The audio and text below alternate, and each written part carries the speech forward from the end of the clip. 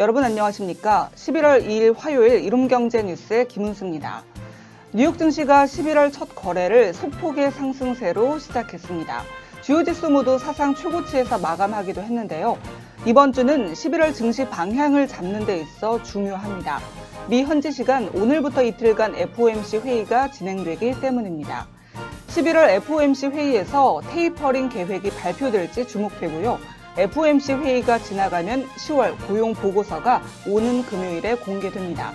9월 보고서 내용이 실망스러웠던 만큼 개선된 내용이 있을지 관심이 쏠리는데요. 이 시각 헤드라인 뉴스입니다. 미국 증시는 3대 지수 모두 사상 최고치를 경신했습니다. S&P 500은 0.18%, 기술주 중심의 나스닥은 0.63% 올랐습니다. 오늘은 2% 넘게 오른 중소형주 중심의 러셀 2000의 강세가 두드러졌습니다. 테슬라는 네덜란드 슈퍼차저 스테이션에 타 회사 차량이 사용할 수 있는 파일럿 프로그램을 시작한다는 발표에 8.4% 급등했습니다. 페이스북, 메타는 1.98% 오르며 5대 빅테크 중 유일하게 빨간불을 켰습니다. 유럽 주요국 증시도 FOMC 회의를 앞두고 강세를 보였습니다. 로이터 통신은 낙관적인 기업 실적 덕분이라고 분석했습니다. 올 2월 희망퇴직을 단행했던 롯데마트가 또 한 번 전 직급을 대상으로 인력 구조 조정에 나섭니다. 문재인 대통령은 2030 국가 온실가스 감축 목표를 2018년 대비 40% 이상 줄이겠다고 말했습니다. 빠른 탄소 감축에 따른 비용 증가로 기업 경쟁력 우려가 제기되고 있습니다. 지난달 소비자 물가가 3.2% 올라 거의 10년 만에 최고치를 기록했습니다. 미국 증시는 강세를 이어가고 있지만 한국 주식시장의 부진은 길어지고 있습니다. 요즘 거래 대금도 많이 줄어들면서 활력이 많이 떨어지고 있는 것 같은데요. 작년 이후 우리 증시의 반등을 이끌었던 개인 투자자들의 움직임은 어떤지 이 시각 국내 증시로 알아봅니다. 미 증시 호조의 코스피도 3,000선을 회복해내며 오르면서 출발했습니다. 코스닥도 역시 상승으로 양 지수 모두 오전장 강세 흐름을 보이고 있습니다. 코스피가 1% 넘게 오르고 있고 코스닥은 외국계 매도에 1% 가까이 상승하고 있습니다. 이 시각 현재 코스피는 어제보다 48.33포인트 오른 3,027.27포인트, 코스닥은 10.67포인트 오른 1,009.24포인트로 움직이고 있습니다. 투자 주체별 매매 동향을 보면 코스피에서는 외국인과 기관이 함께 매수에 나서고 있습니다. 지난밤 뉴욕 증시는 FOMC 정례 회의를 앞두고도 일제히 오르며 3대 지수가 나란히 사상 최고치 행진을 또다시 이어갔습니다. 현재 시가총액 상위 종목 살펴보도록 하겠습니다.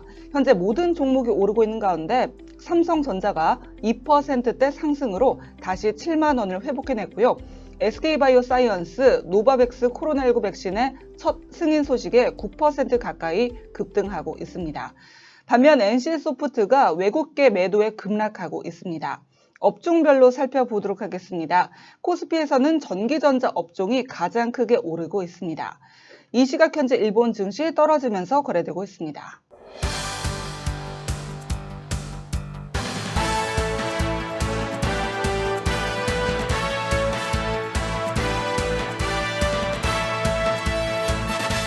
오늘은 알면 알수록 돈 버는 투자, 관심 가져볼 만한 이슈인데요.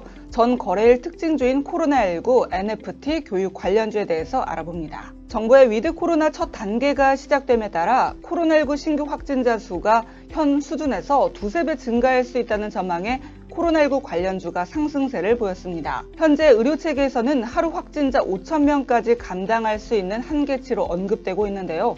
만약 유행 규모가 급증하면서 확진자가 10,000명 정도에 달해 진료가 어려울 정도로 의료체계 여력이 소실되는 상황이 될 경우에는 일상 회복 과정을 중단하고 비상조치에 들어갈 것으로 전망됩니다. 국내 기업들의 NFT 대체 불가능 토큰 관련 사업 추진 소식에 관련 기업 주가가 강세를 보였습니다. NFT는 블록체인 기술을 활용해 디지털 콘텐츠에 고유한 인식값을 부여한 건데요. 갤럭시아 머니트리의 블록체인 전문 자회사 갤럭시아 메타버스가 이날 메타 갤럭시아를 정식 오픈한 것에 따른 영향으로 풀이됩니다. 국민의힘 대선 경선 예비 후보인 홍준표 국회의원이 수능을 2차례로 늘리는 등 입시 정책 관련 공약을 밝혔습니다. 수시와 입학 사정관제 전형을 폐지하겠다고 언급했는데 이에 교육 관련주가 오름세를 보였습니다. 지금까지 이슈 짚어봤고요. 이어서 오늘의 경제 일정입니다.